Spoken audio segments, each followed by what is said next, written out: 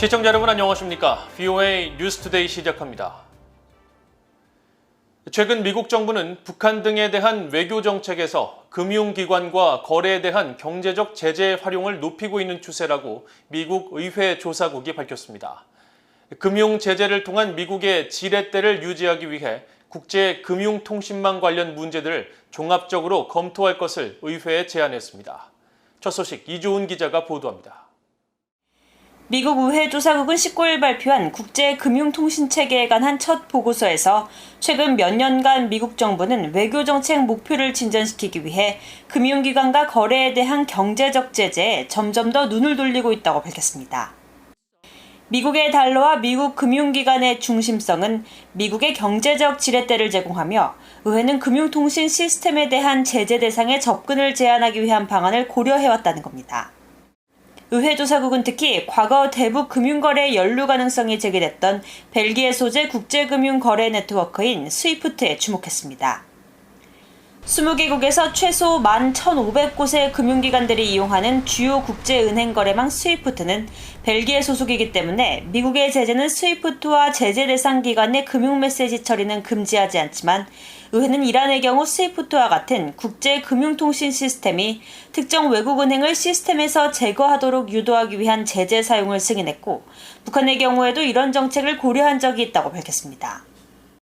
2017년 초 유엔 전문가 패널 보고서에 따르면 북한 당국은 2016년 스위프트를 이용해 방글라데시 중앙은행에서 약 8,100만 달러의 자금을 빼내는 등 이 금융통신망을 이용해 제재를 회피하고 있다는 지적이 제기된 바 있습니다. 이에 따라 미국 의회 일각에서는 스위프트의 세컨더리 보이콧, 즉 3자 금융제재를 적용해야 한다는 주장이 나오기도 했습니다. 의회 조사국은 2017년 3월 벨기에 당국이 스위프트가 북한은행에 대한 서비스를 더 이상 제공하지 못하게 했고 이어 스위프트는 북한은행 7곳을 시스템에서 퇴출시켰다는 점을 명시했습니다. 의회 조사국은 특히 중국과 러시아 등 일부 국가들은 미국의 제재를 회피하거나 향후 제재 가능성에 대한 노출을 줄이기 위해 스위프트와 유사한 자체 금융통신 시스템을 만들고 있다고 밝혔습니다. 의회 조사국은 이어 의회가 미국도 자체 금융통신 시스템을 마련할 필요가 있는지 또 새 국제금융통신 서비스 공급자들이 미국의 소비자와 기업, 경제, 국가 안보, 외교정책 목표에 미치는 영향을 평가해 볼 것을 제안했습니다. 앞서 미국 의회는 지난 2017년 제정한 적대국들에 대한 제재법에 담긴 대북 차단과 제재 현대화법을 통해 6개월마다 북한의 국제금융통신 서비스 참여 현황을 의회에 보고할 것을 대통령에게 요구하고 있습니다. 또 같은 해 스위프트처럼 북한의 국제금융망 접근의 핵심 역할을 하는 전문 금융통신 서비스 제공자의 미국 달러 접근 제한과 같은 3자 금융제재를 적용하도록 하는 내용이 담긴 브링크 액트, 이른바 원비어법이 추진된 바 있습니다. 하지만 지난 2019년 말 제정된 원비어법에는 국제금융통신 서비스 제공자에 대한 세컨더리 제재 조항은 포함되지 않았습니다. VOA 뉴스 이존입니다. 미국 재무부가 과거 행정부에서 제재 업무를 담당했던 관리들을 초청해 미국의 경제와 금융 제재에 대해 논의하고 전직 관리들의 경험을 공유했다고 밝혔습니다. 재무부는 20일 보도자료를 통해 19일 윌리 아데예모 부장관이 주재한 제재 관련 화상회의에 지난 3개 행정부에서 제재 업무를 맡았던 전직 관리 6명이 참석해 제재를 발전시키고 적용했던 자신들의 경험 등을 공유했다고 밝혔습니다. 이어 이들은 미국의 경제와 금융 제재는 그 자체로 끝이 아니며 외교정책이나 국가 안보 위협, 미국의 금융체계의 무결성을 유지하기 위한 광범위한 전략이라는 관점에서 적용될 때 가장 효과적이라고 강조했다고 전했습니다. 재무부는 또 아데예모 부장관과 참석자들은 효과적으로 잘 조율된 제재의 필요성에 대해 논의했다면서 이는 미국의 기업과 해외 협력국들 그리고 합법적인 인도주의 활동에 관여하는 단체를 포함한 제3자 기관에 대한 의도하지 않은 영향을 줄이기 위한 것이라고 말했습니다. 미국과 한국, 일본의 3국 간 협력은 공동의 안보와 이익을 위해 무엇보다 중요하며 이를 위해 한일 양국이 보다 생산적이고 건설적인 관계를 구축해 나가야 한다고 미국 국무부가 밝혔습니다. 네드 프라이스 국무부 대변인은 20일 정례 브리핑에서 문재인 한국 대통령의 일본 방문 취소와 관련한 미국 정부의 입장을 묻는 VOA의 질문에 한국 정부의 결정에 대해 언급하지 않겠다면서도 강력하고 효과적인 미한일 3국 관계 구축은 무엇보다 중요하다고 밝혔습니다. 프라이스 대변인은 그러면서 자유와 민주주의를 수호하고 인권을 옹호하며 영내와 세계 평화를 촉진하면서 인도 태평양 지역과 전 세계에서 법치를 강화하는 것은 공동의 안보와 이익을 위해 매우 중요하다며 일본을 방문 중인 웬디 셔먼 부장관이 미한일 3자 회담을 통해 관련 논의를 진행할 것이라고 설명했습니다. 프라이스 대변인은 또 위안부 문제 등 한일 간 갈등을 겪고 있는 역사적 문제와 관련해서는 지난 2015년 한일 양국 간 위안부 관련 합의 노력을 환영한다고 밝히고 보다 생산적이고 건설적인 양국 관계를 구축하겠다는 그 같은 약속을 토대로 공통의 지역적, 국제적 우선순위에 대한 협력은 역사적 문제를 다루더라도 진행돼야 한다고 강조했습니다. 유엔 북한인권조사위원회가 북한의 인권 침해 문제들에 대해 지난 2014년 최종 보고서에서 제기했던 권고들이 7년째 이행되지 않는 등 개선 노력이 침체돼 있다고 영국 의회 보고서가 지적했습니다. 유엔 안보리의 이행을 압박하고 관련 기구를 만들어 논의를 재개해야 한다는 권고가 나왔습니다. 김영권 기자가 취재했습니다. 영국 의회 북한 문제에 관한 초당파 의원 모임이 20일 북한 내 인권 침해 실태를 조사한 보고서를 발표했습니다. 보고서는 특히 유엔 북한인권조사위원회 COI가 지난 2014년 북한의 인권 침해 잔혹 행위의 성격과 심각성을 조명하고 유엔과 국가들의 여러 권고를 했지만 북한 내 인권 상황은 개선되지 않았으며 일부 미미한 부분을 제외하면 권고안 자체가 이행되지 않고 있다고 지적했습니다.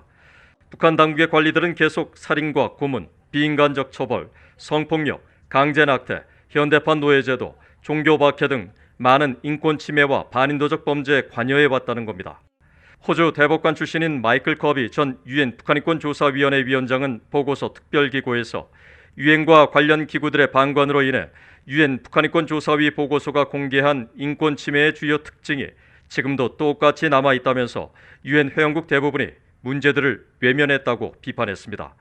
이번 영국 의회 보고서는 특히 북한 내 반인도적 범죄로 고통을 받는 피해자들 가운데 기독교인과 중국계 호녀라, 적대 계층 등 세 집단에 대한 탄압이 유엔 집단 살해죄의 방지와 처벌에 관한 협약 범주에 근접한 수준이라며 우려를 나타냈습니다.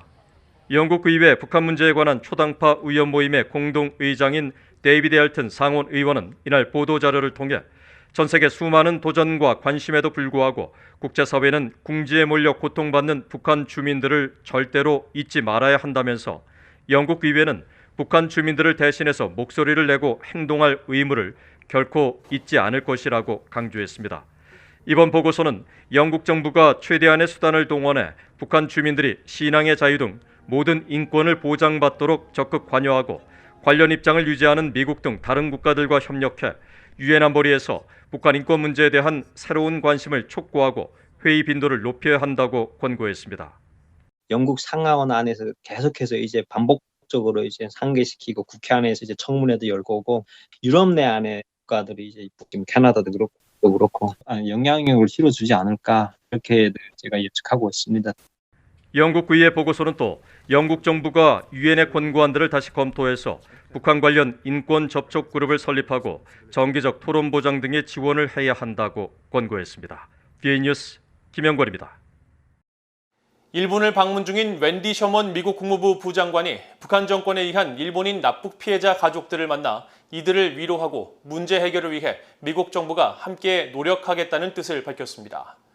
셔먼 부장관은 20일 자신의 사회연결망 서비스에 주일 미국 대사 관저에서 바이든 행정부 출범 이후 처음으로 이뤄진 일본인 납북자 가족과의 만남을 공개하고 납북 피해자 가족들을 만난 것은 매우 가슴이 아팠다면서 미국 정부는 북한 정권에 의한 일본인 납치 피해자 가족들과 함께하고 있으며 문제 해결을 위해 미국 정부 차원의 조사를 계속하는 등 함께 노력하겠다고 밝혔습니다.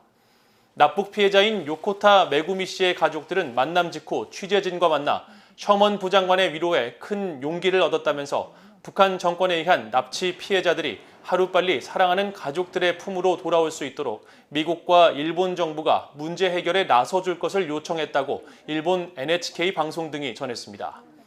앞서 스가 요시히데 일본 총리는 지난 4월 조 바이든 미국 대통령과의 미일 정상회담 직후 공동 기자회견에서 북한에 의한 일본인 납치 문제는 중대한 인권 문제로 일본과 미국이 협력해 북한의 즉각적인 문제 해결을 촉구한다는 점을 재확인했다고 밝혔습니다. 중국이 지난 3월부터 6월까지 석 달 동안 북한에 23,759배럴의 정제유를 공급했다고 유엔에 보고했습니다. 유엔 안보리 대북제재위원회가 홈페이지에 공개한 자료에 따르면 중국은 지난 3월부터 북한에 공급한 정제유 양을 보고했는데 지난 4월 91배럴에 이어 5월과 6월에 각각 8,050배럴과 1,725배럴을 북한에 보냈습니다. 이에 따라 지난 1월과 2월 북한 정제유 공급량을 보고하지 않은 중국의 최근 4개월간 대북 정제유 공급량은 23,759배럴로 유엔 안보리 대북결의로 규정한 50만 배럴의 4.75%에 해당됩니다. 유엔 안보리는 북한의 잇따른 핵과 미사일 개발 시험 등에 따라 지난 2017년 대북결의 23975를 통해 북한의 정제유 수입 한도를 연간 50만 배럴로 제한하고 북한에 정제유를 공급한 나라들은 매달 이를 보고하도록 했습니다.